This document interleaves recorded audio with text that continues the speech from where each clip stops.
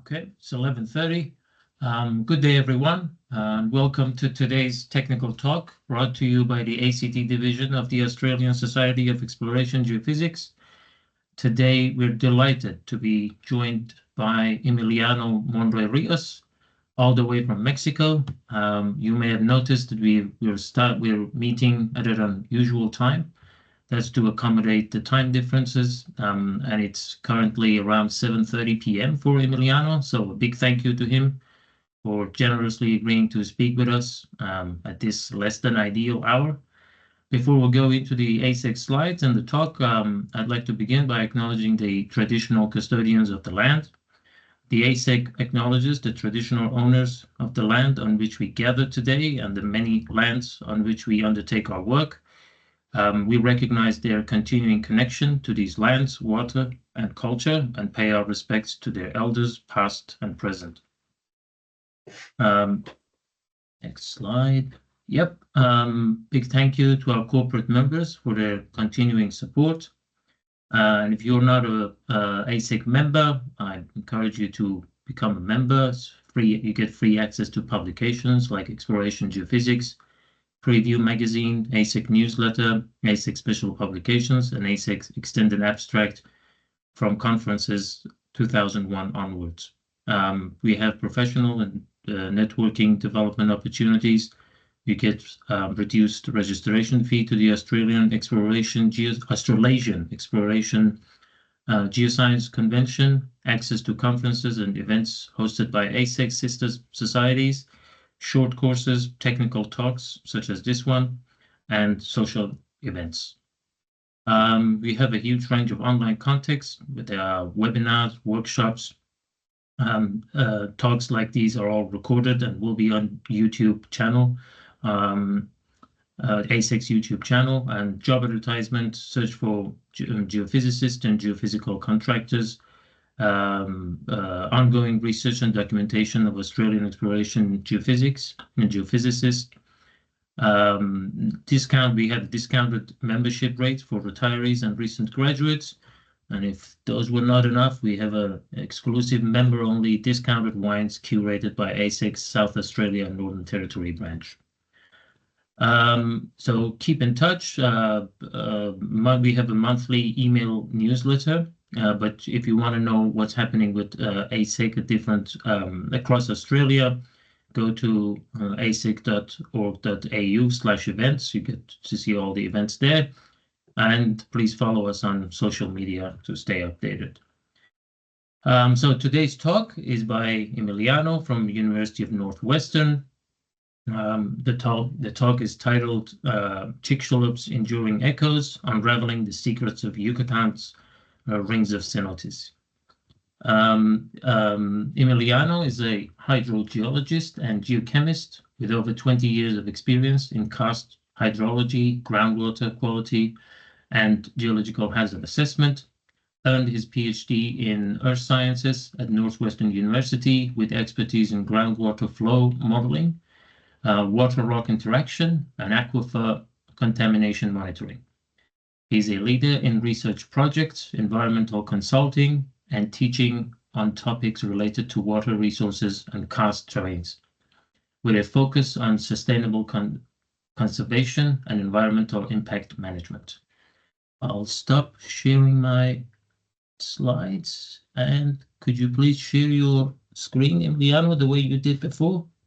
Yes, you can thanks start the for talk. the introduction. And let me see how we, in the rehearsal, here. It's looking good. Yeah, I can see your slides. Great. Well, thank you for the invitation. I'm really happy to be here today and tomorrow. Well, my research involves broadly the study of the carbonate geology and geochemical features of the hydrogeology of the Yucatan Peninsula at different spatial and time scales. Here is me. I did my PhD at Northwestern. I'm actually back in Mexico, and I'm working as an environmental consultant for, oh, sorry, there are some windows here. for assessing geohazards in karst environment and in infrastructure projects in the Yucatan Peninsula. Well, I will present this talk in the following 5 sections, whereas the final goal is to concisely explain a conceptual model for the genesis of the Chicxulub Ring of Cenotes in the Yucatan, Mexico. This model was developed as part of my PhD dissertation in hydrogeology at Northwestern University. We'll see quickly a karst overview, hydrological zones and aquifer characteristics, the Yucatan karst, the Ring of Cenotes, and finally presenting the conceptual model for the formation of this unique feature.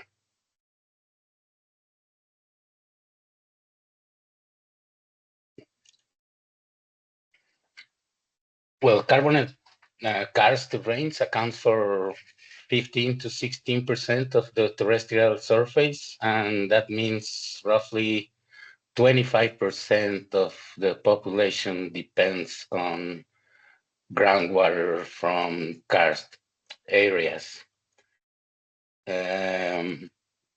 The development of the knowledge that we have on carbonate terrains, it was boosted by hydrocarbon, petroleum, natural gas exploration. So they provided a lot of resources to the many decades for development of the theories that we use today. Karst is very complex. Karst is very heterogeneous. You should always be careful to do generalizations.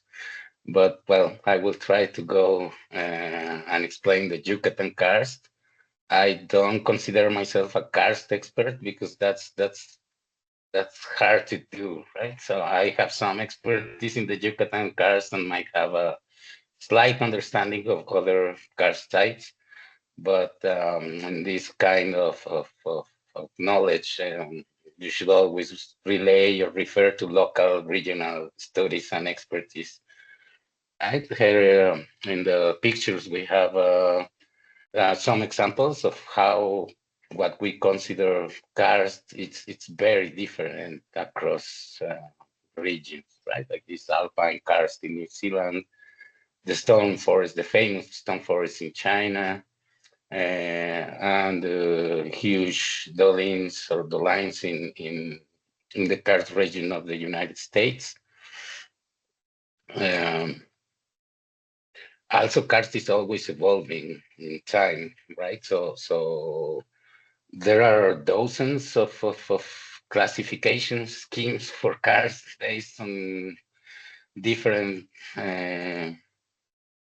characteristics. Can be classified by geology, by morphology, by hydrogeology, by elevation, by degree of development, from simple to complex karst, by climate. So it's hard to come to a definition that involves all the types of karst. However, there are some basic common characteristics, right? One of them is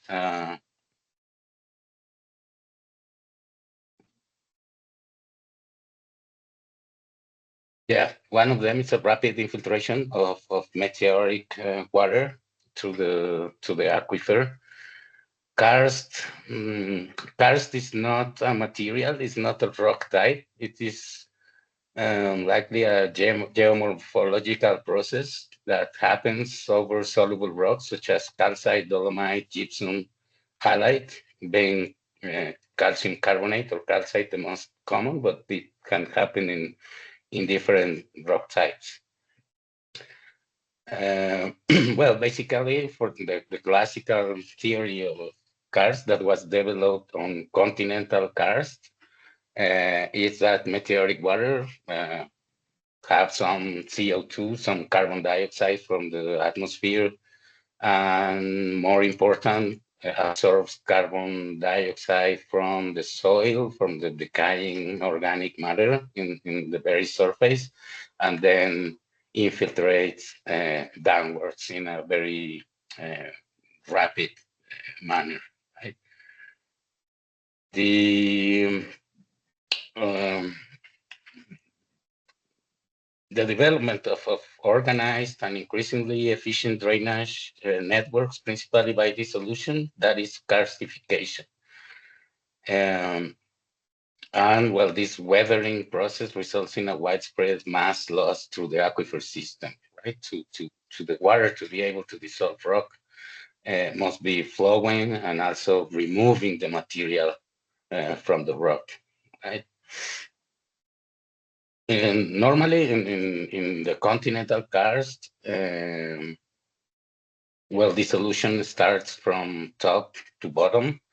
So the cavities or the younger caves are always the deeper ones, right? That is not exactly true in coastal aquifers. And in this, we can see the karst as a mass of rock that has different kinds of porosity. It's like in 1D, 2D, and 3D. 3D matrix. It's the pores in the rock that allows to contain water, and if these pores are interconnected, there is flow through the rock matrix. Also, we have fractures like 2D in 2D, like fractures and bedding planes are also channels for water movement. And as the karst is evolving, it creates conduits and passages that also transport water with turbulent flow. Maybe a very general definition of karst without making over generalization is something like this. It's a landscape with underground drainage through hierarchically organized dissolution networks. That it's a common feature of all kinds of karst. I will focus now on coastal karst. Yeah, in let's say in modern carbon platforms. That it's developing karst and syngenetic or eugenetic manner, that it's very close to the formation of the host rock, right? So the karstification process that starts as soon as the rock it's already formed. This model, well, this model of a density stratified carbonate aquifer comes from different sources, as the carbonate island karst model that was developed in the past couple of decades by many people, but Milroy have had it very well described, right? In this picture, we see more or less what the Yucatan or any tropical carbonate island hydrologic configuration. Right? It develops a meteoric lens, a freshwater lens that it's on top of marine saline intrusion into the carbonate rock. And the interface between the two types of water is called the mixing zone or the halocline. The halocline, if you're diving in one of these caves and reach the halocline, it's very impressive because with the lights, it's doing strange things, right? Because the different optical properties of the two water masses, and also the halocline is not always a plane, right? It's many times it's like a mixing zone, a few meters that spans a few meters. And it's very important for the development of caves because it's at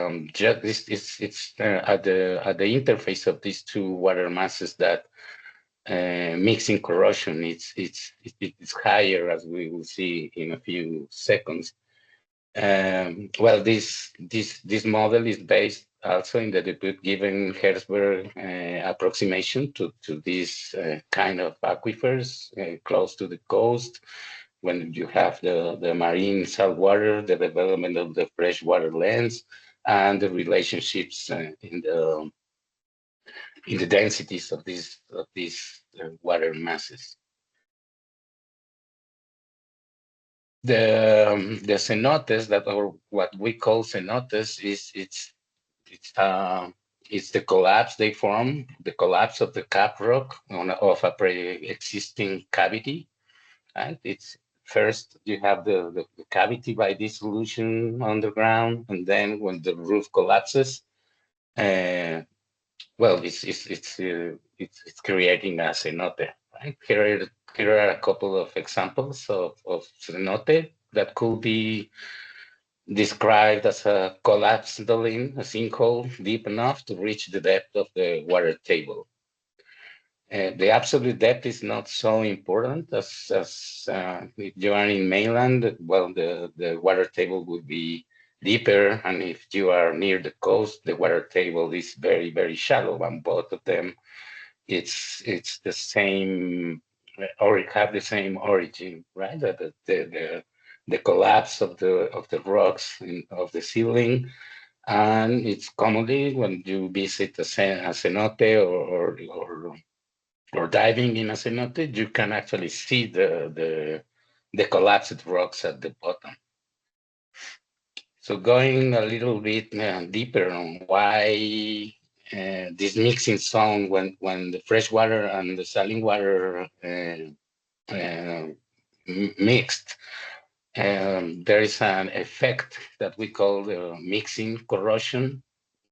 Some people describe it as a magical effect. So of course, it's counterintuitive because it implies that if there is a mixture of two different water masses that are both of them saturated with respect of calcium carbonate, the mixture it results that it's undersaturated. Right? In this graph, we can see the CO2 concentration on the left and the equivalent calcium concentration in the axis. And it's showing that if you take, for example, two water parcels of two water masses from A and B, both are saturated with respect of calcium carbonate, but different CO2 concentration. The resulting mixing solution is undersaturated, so it can keep dissolving. This was very important because well, everybody can understand that, well, water will dissolve some calcium carbonate and then it will become saturated, and how it's possible that that can continue dissolving for the karstification process to go on. And well, this is the theory that it's behind that. And it's really important because with the development of moving from continental karst to coastal karst environments, this plays a very, very important role. Following the carbonate island model, that it was well developed for a perfect island, a perfect rounded island with a perfect freshwater lens, we can see the effect of that mixing corrosion at the boundaries of the freshwater lens. At the bottom, it's in contact with the saline water, or even at the top where the meteoric water is going down to the Vado zone, to the phreatic zone. And then also they have different CO2 concentrations, and those areas are more prone to dissolution. So the development of caves will be along the halocline, along the top of the freshwater lens, and the flank margin, right? At the lens margin. And this was described for a type of caves that are called flank margin caves. That area is particularly, well, the effect of the mixing corrosion, it's amplified because at the very margin of the lens, we have both effects combined, both the upper freshwater lens with the mixing with the meteoric waters, and at the bottom, the mixing of the freshwater lens with the saline groundwater. So at the margins, will develop the bigger caves. This develop in a low flow regime. So mm, it we can call it like dissolution chambers, right? That with time, when many of these chambers are joined together because the dissolution keep happening, well, they can form large caves. But it's a very particular type of cave that in recent times has been identified as hypogene speleogenesis, or on the or opposite to the continental karst, but the water is always going top down. It's an epigenetic process. And in this kind of process, we call hypogene because it comes from below, right? It's happening down there, decoupled from the surface processes. In the Yucatan, well, we can see the carbonate platform is a very large carbonate platform. The emerged part of the Yucatan Peninsula is about the half of the size of the whole platform. It's all carbonate platforms are biogenic origin. So geologists normally we say that carbonates are born, not made. And this process happens underwater, right? When the carbonate factory is working and it's depositing of the carbonate and it's aggrading and prograding, um, well, growing in all directions. And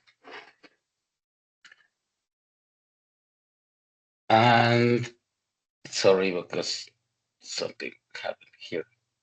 Yes, and also, well, the Yucatan Peninsula is very similar to the Florida that you can see in the upper part. There are mostly having the same processes. There are also very similar karst features in both of the platforms.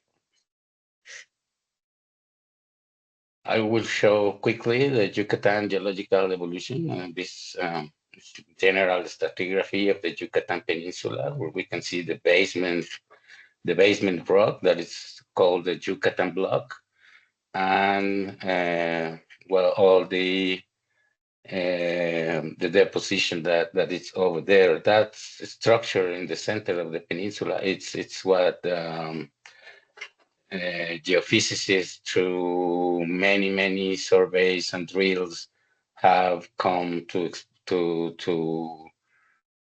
describe how the crater of Chicxulub it's hidden down there. Right? In the 80s, or maybe a little bit earlier, there were, like, by Walter Alvarez and Luis Alvarez, they developed this hypothesis that the extinction of the dinosaurs, or the mass extinction of the end of the Cretaceous should be it was caused by a meteorite impact, but they didn't know exactly where was that. For about the same times, there was a couple of engineers, a Mexican and American engineer, Camargo and Penfield.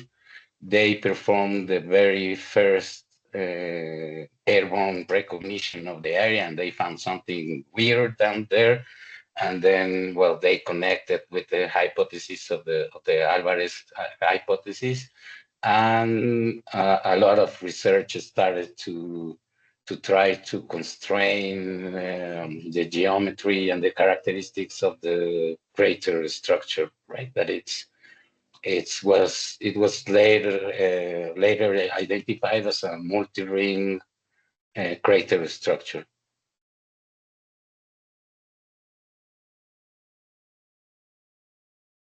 The cenotes presents a high diversity in morphology.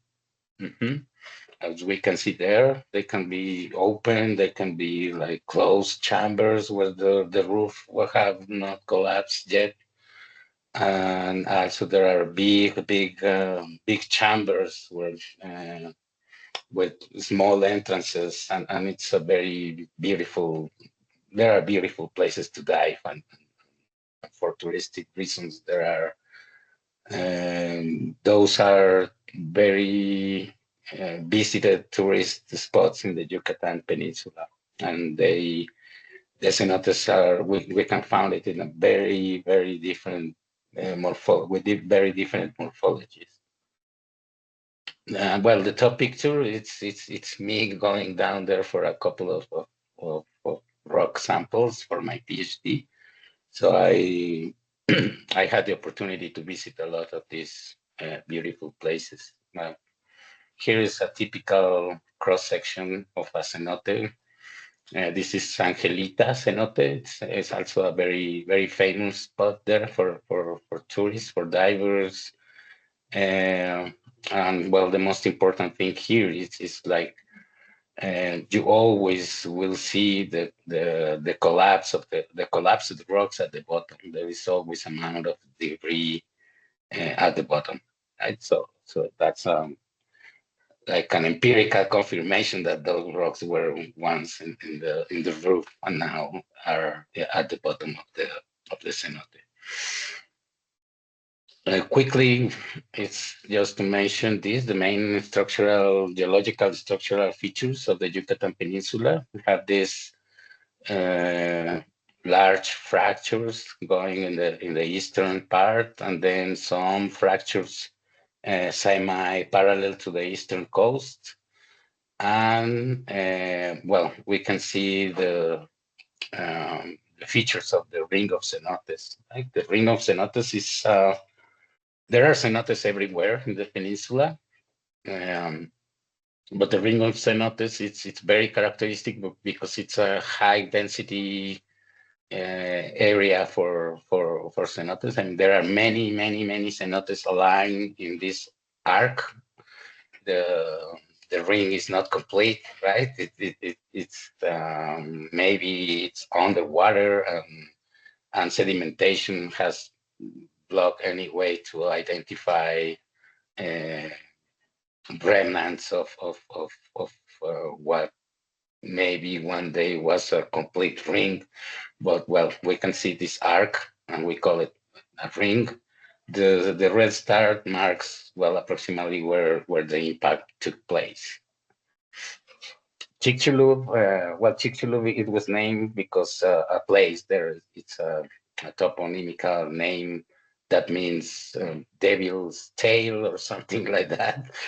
Some people say that the Maya, it's a Maya origin.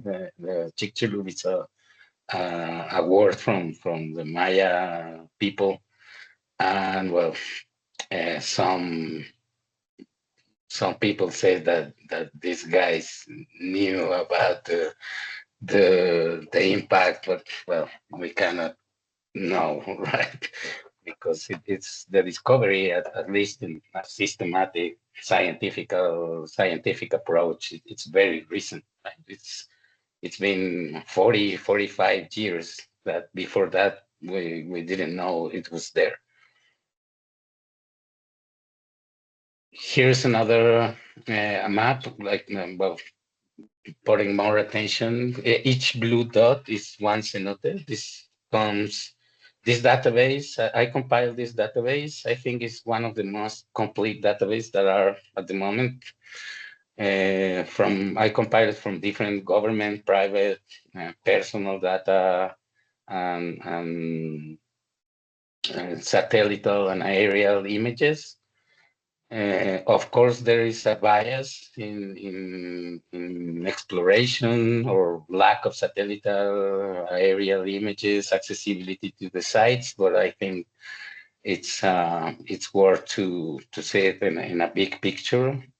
Also to know that there are cenotes everywhere, not only in the ring of cenotes, right? But we can see also that cenotes align over these fractures. right? On the linear or mostly linear fractures on the eastern side, and in the ring of cenotes. So that resembles that there are some fractures or concentric fractures from the impact that allow to do this. This is because, well, any fracture, it's a preferential flow path for groundwater. And if the flow is high, the solution is high, so we expect the development of more karst features around these areas, right? So it's common to find a higher density of dolines and cenotes along the fractures. On the left side, this is about 13,000 points. This is a mixture of I mean, this is contain both dolines and cenotes. And some people identify like a second ring here in the left side, right? Like a second ring of cenotes that could be possible, and well, that also that fits the model. I will just do a zoom in the eastern coast part just quickly to show also as a karst feature the development of these massive cave systems in Quintana Roo, with the state of on the eastern part of the Yucatan Peninsula, in contact with the Caribbean Sea. There are the two longest underwater cave systems of the planet, right? They are called Oxbelha and Sakaktum, and they are in the sides of the Tulum urban area, right? A little bit north is Cancun. Here is Playa del Carmen and Tulum. Those three cities are very, very touristic preferred spots. Overlay of that, it's the red line. The Tren Maya. It's a recent project from the government of Mexico. And well, I will not go deeper because it's not the scope of this presentation. But well, these big, large cave systems are crossed by the train lines, and well, we hope that everything comes in a good terms, right? Because well, it's a very dangerous area for this kind of projects.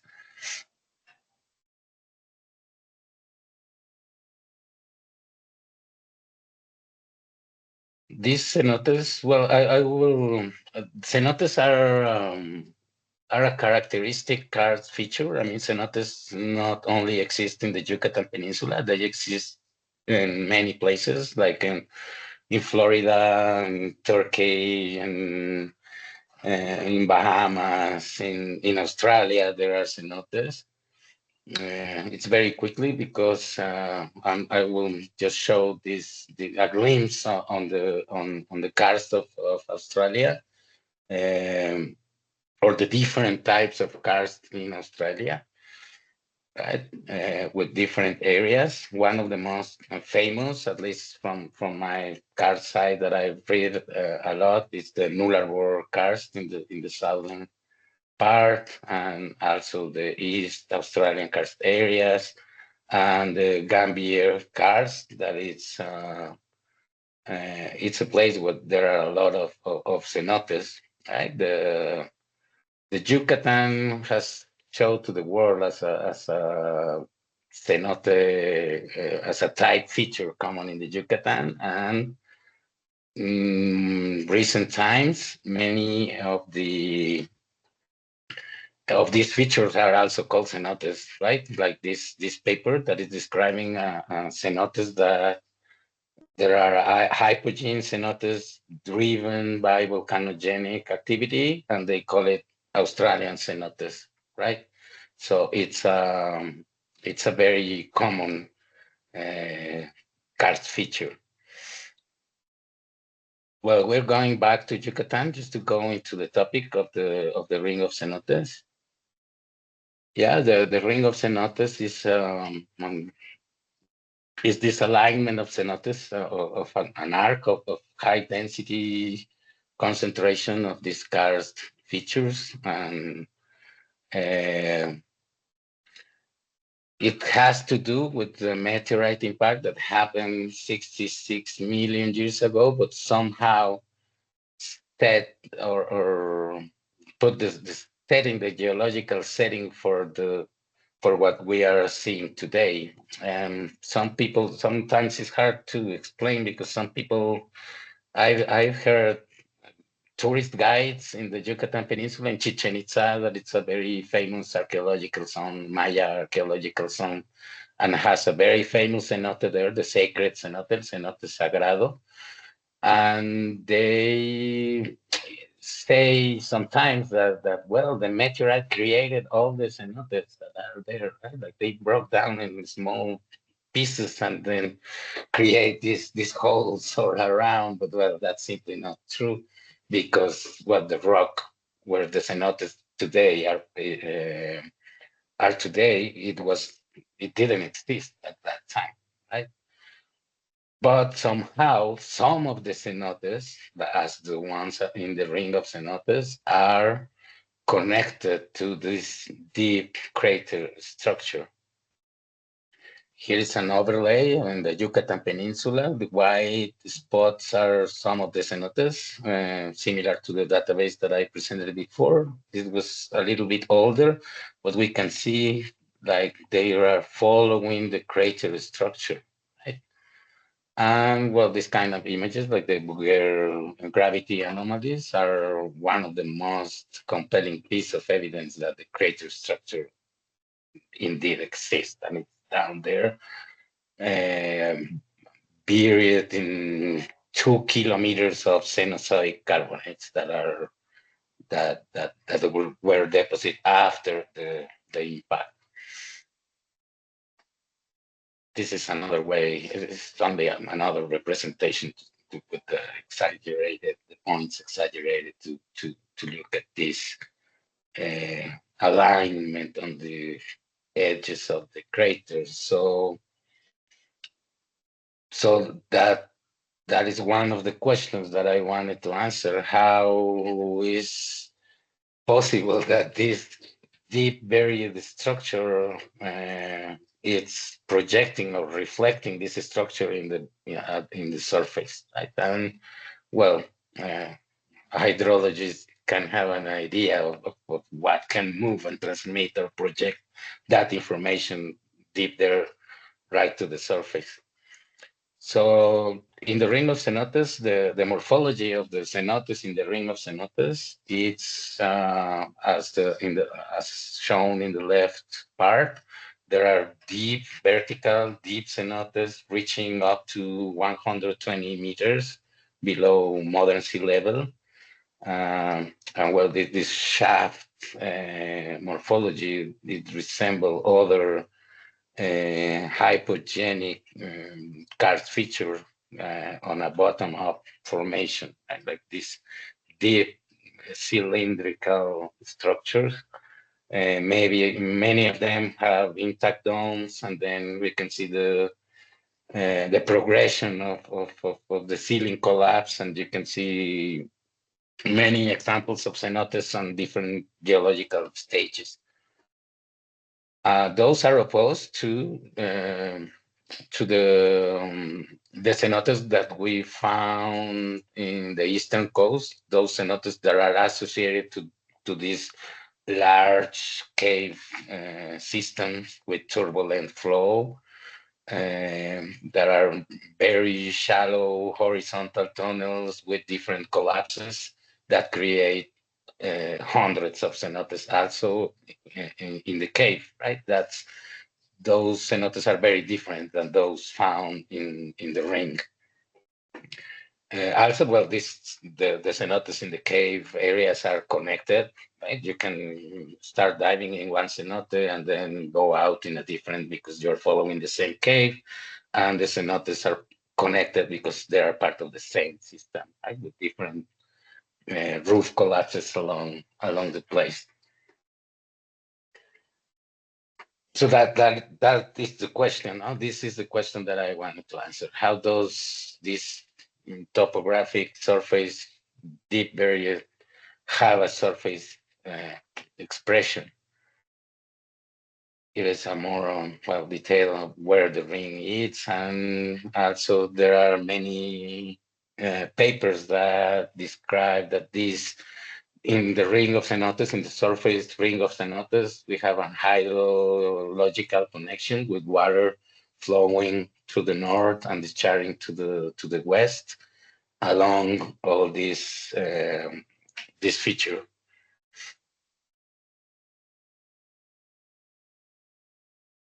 This is more or less how a very small fraction of the Ring of Cenotes looks like in Google Earth, right? So it's a lot of a high concentration of these karst features as dolines and cenotes that we can see them as dissolution lakes, right? In this image, and you can follow the track. If you go to Google Earth, you can just follow and say, yeah, okay, there are a lot of cenotes, but yeah, it clearly shown a pattern in this arc, right? Some people was very skeptic about the existence of the Ring of Cenotes, but I think there is no doubt that it does exist.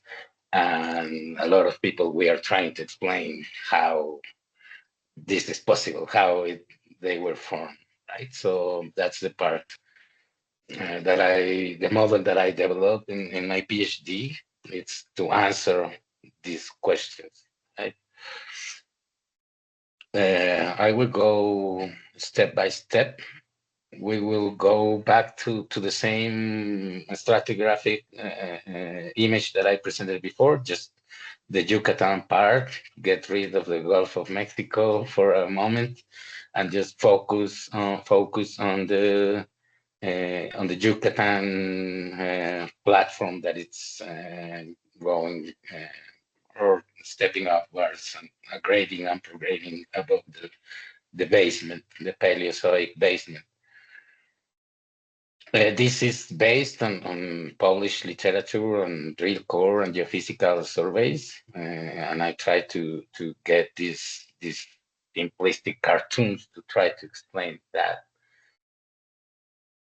In many horizontally bedded carbonate platforms, a geothermal gradient will drive convective flow, right? like shown by the arrows, with strong vertical components near the center, right? That was described in Florida, for example, as a Kohut convective circulation patterns, just with because the geothermal heat flux.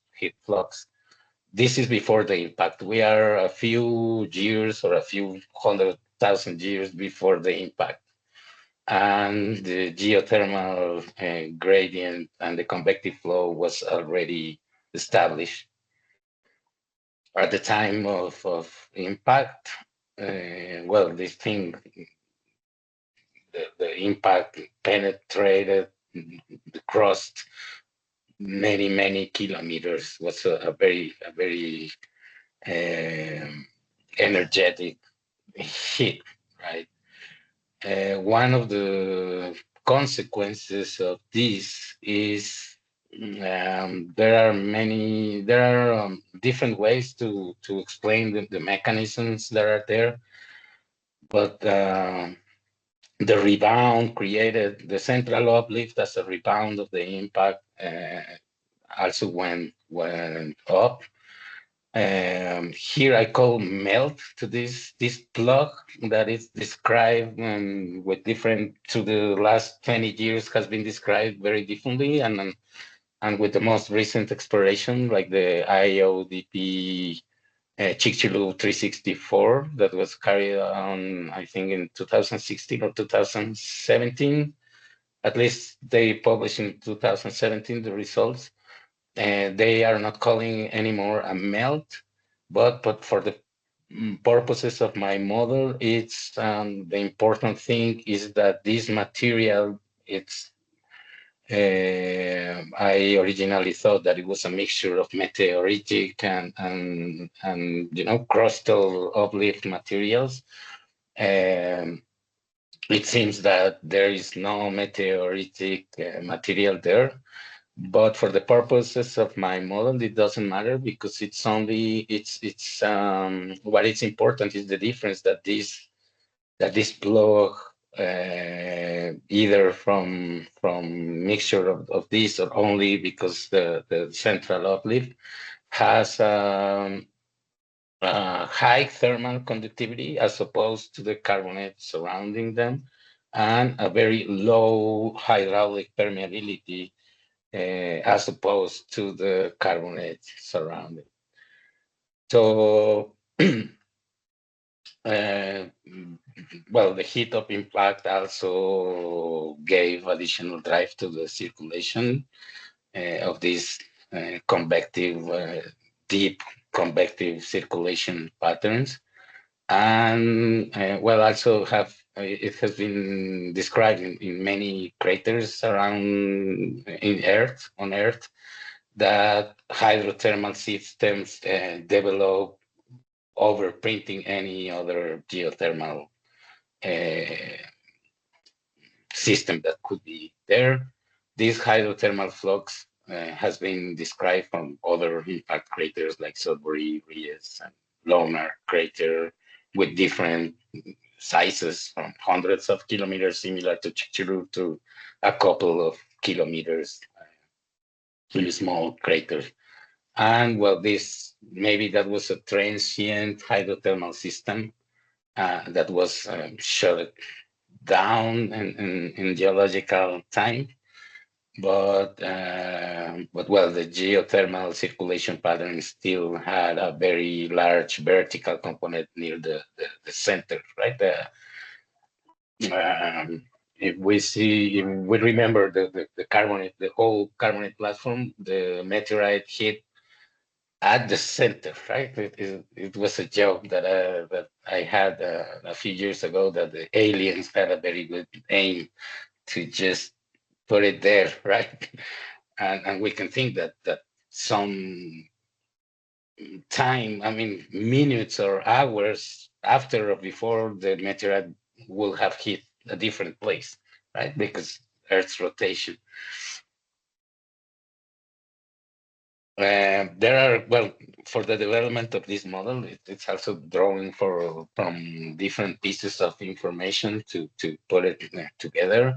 One, we measure a lot of groundwater systems along the Yucatan Peninsula, and the groundwater has a very high concentration of silicon. We measure it as a soluble reactive silicon, and it's very high compared to other groundwaters in the region, and 1 or 2 orders of magnitude higher than the silicon found in marine water. So that silicon could come from some place, right? And in this model, it's assumed that these vertical components are carrying silicon and other materials, and we use silicon as a tracer to see that it's very high, right? And this low permeability plug in the center also enhances these vertical flows that finally will start but performing the dissolution needed to focus on a concentric area which promotes a high density of karst features because there is a large flow there. Also, there are these, in this picture, this is the same carbonate Yucatan platform with the vertical exaggeration. And these are the cores that were taken by Pemex after the discovery of Penfield Camargo and after the Walter Luis Alvarez hypothesis. And those are the original core logs. And we can see there are a lot of dolomite and anhydrite that were first described as evaporitic origin. And I'm proposing that maybe they're not evaporitic, but created by diagenetic processes as early burial dolomitization and anhydritization that it's needed sulfate and magnesium that is provided on an infinite basis from seawater, right? And that accounts for 85% of the geological description below, well, in the upper Cretaceous carbonate layers. So I call it, this model is a conceptual model, a hypogene hydro-geothermal convective circulation model for the formation of the Chicxulub Ring of Cenotes in the Yucatan Peninsula, Mexico. In this model, it was assumed that there are not tectonic uplift or subsidence at the time. And also it was taking this cartoon representation of these concentric or listric faults that were reported by Golek in this international ocean drilling project, or a little bit before, and then they refined with the 2016 expedition. And well, this also, the vertical exaggeration in the figure, it doesn't allow to see that these are really like forming a cone. Like there are concentric folds in a conical shape. So there are different sets of fractures that, well, I propose that specifically the fracture set that is aligned with the terrace zone and crater rim, those provide these flow paths for the creation of the Ring of Cenotes, and maybe a different set. It's also playing there for this the second ring or the third Ring of Cenotes that some people have identified as in the left, like we can see some traces that maybe could resemble an external other rings of cenotes with exactly the same formation origins. So what happens, remember, on the mixing zone, when you have these mixtures of waters that is prone more to dissolution. So I was also trying to play back in time. So where was the first time that the Yucatan grading platform was subaerially exposed? I think there are just a few works that go there. So maybe 30 million years ago was the first time the peninsula emerged or was exposed because the sea level dropped. And when the sea level drops and some of the land created, then a freshwater lens developed there. That's when the peninsula, where the carbonate platform is on the water, there is no freshwater lens. Right? Once it's subaerially exposed, then the freshwater, the lens develops, and the processes that we have seen at the very edges. So I was trying to test like 30 million years ago, and then for sure 10 million years ago it was fully exposed, and the subaerial phases of meteoric lens started. So maybe it was this time with the deeper voids that they were programming upwards with different, with the sea level changes, were moving this interface upwards, and then created small voids at the same points, also with the contribution of this vertical focus groundwater flows from deep groundwater flows. And well, once this karstification is developing, then the freshwater lens thins, right? Because it's flowing water in these channels and discharging water. So it's moving to the actual position, and in the last 100,000 years, they're continue to create the cenotes that we have seen today. Maybe cenotes have been created at any geological time, but they are, you know, uh, destroyed by the subsequent depositional processes. And we have seen only the last ones created that are on our modern surface. Well, this constitutes basically the model that I get. It was part of my PhD dissertation. It's still in very profound discussions with editors in a couple of journals that have been very enlightening to add to this model.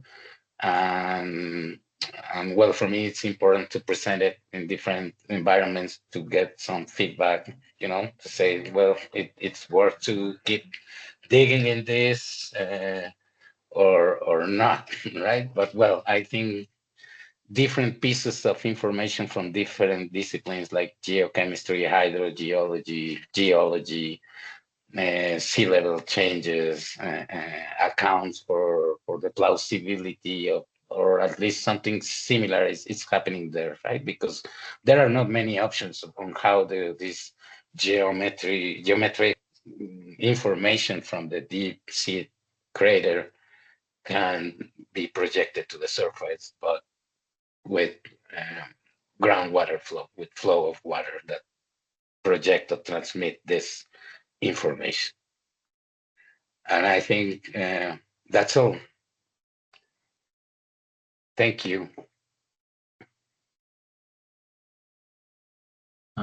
Thank you very much, Emiliano. Great talk. Fantastic. So we'd like to take any questions. We have time for one or two questions. Yeah, great.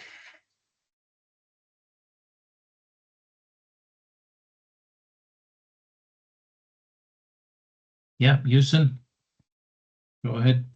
I'll take one. Thank you, Emiliano. I guess one of the good and compelling evidence is that booger anomaly that shows really well the distribution, right? That's in Australia we try to, the rocks aren't exposed, so we rely a lot on the geophysics to try and measure.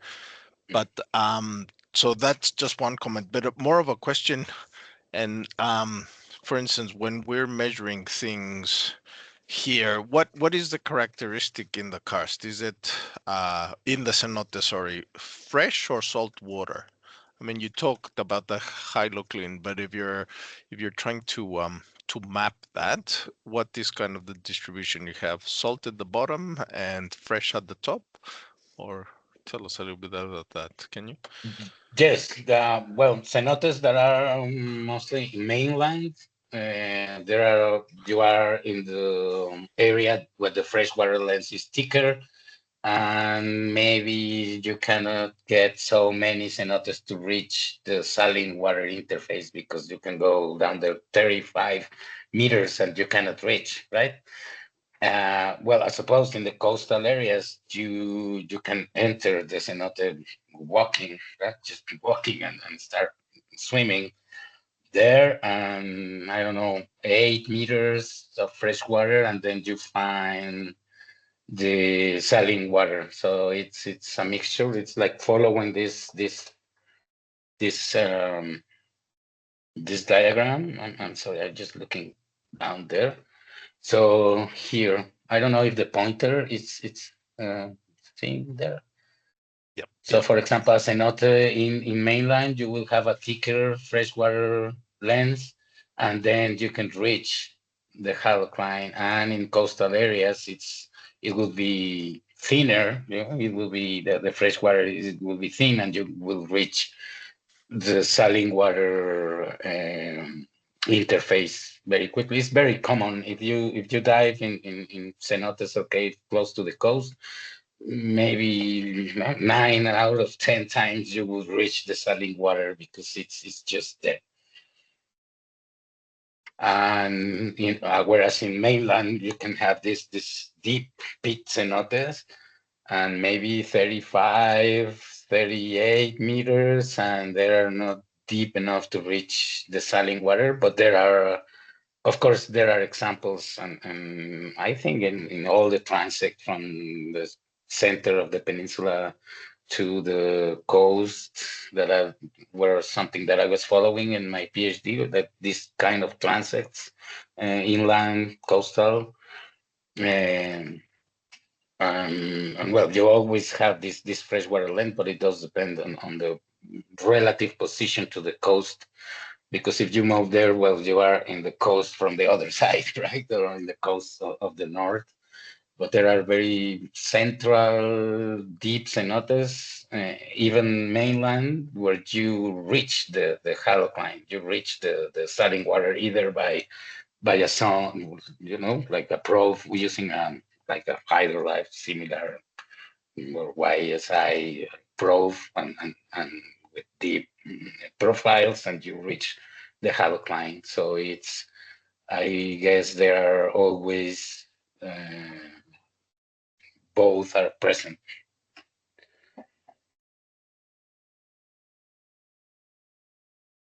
Okay, thanks for your answer. Thanks for the question, Yusen. Someone had their hands up, Nicholas White Garcia, but I think they're not in the room. If you're still in the room, you can ask your question now by unmuting your mic, or if you type it in, I will read it out.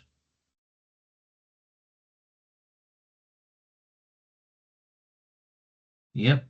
Hello. Yes. It was a mistake, sorry. Hello. All good. Sorry. Hello.